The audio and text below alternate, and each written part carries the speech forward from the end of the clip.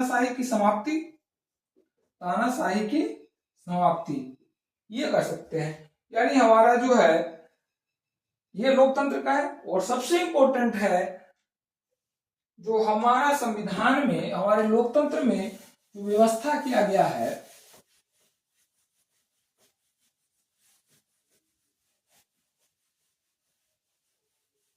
लोगों के अधिकार का महत्व दिया गया है। लोगों के अधिकार का महत्व दिया गया है। लोगों के अधिकार का महत्व, अधिकार का महत्व। अब लोगों के अधिकार का महत्व कैसे दिया गया? ये फंडामेंटल राइट हमारा जो दिया गया भाग 3 में जो वर्णित है, भाग 3 में 12 से 35 लगभग 23 अनुच्छेद हैं। 23 अनुच्छेद जो हमें प्रदान करता है, 23 अनुच्छेद हैं 12 से 35 तक। 23 अनुच्छेद हमें प्रदान करता है मौलिक अधिकार। 23 अनुच्छेदों के द्वारा मौलिक अधिकार यानी व्यापक रूप से व्याख्या है।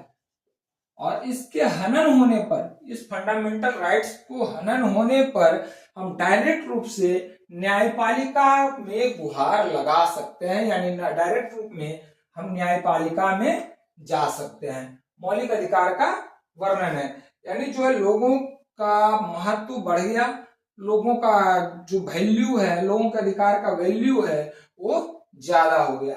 यानी मौलिक अधिकार, इसके साथ साथ जो है मौलिक कर्तव्य की भी जो 42वें संविधान संशोधन के बाद जोड़ा गया, मौलिक कर्तव्य को जोड़ा गया। लेकिन यहाँ जो है अगर बात करें उसका जो है विशेषता की, तो इस तरह से मौलिक अधिकार की व्यवस्था दिया गया।